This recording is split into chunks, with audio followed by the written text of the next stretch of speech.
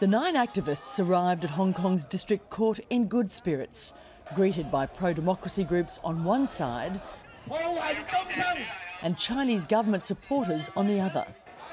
Before the verdict was delivered, the leaders of the umbrella movement issued a message to the people of Hong Kong. Unless we persist, there will be no future for Hong Kong's democracy. I think that's why we need to persist and continue to fight on. They and Hong Kong will have a bright future democracy. An hour later, the court found the 9 pro-democracy leaders guilty of inciting public nuisance. They included a law professor and retired scholar who founded a similar protest group called the Occupy Movement.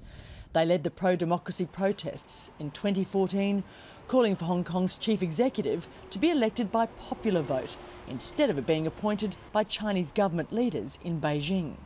The judge rejected the Occupy leaders' argument that the protest was an appropriate exercise of free speech.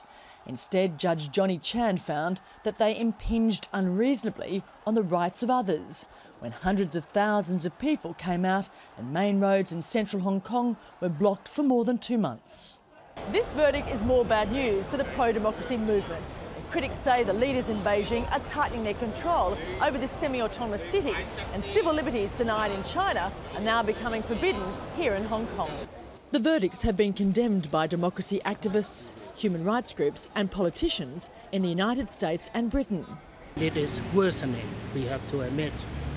Physical safety is not yet an issue, but there are increasing prosecutions of activists and protesters.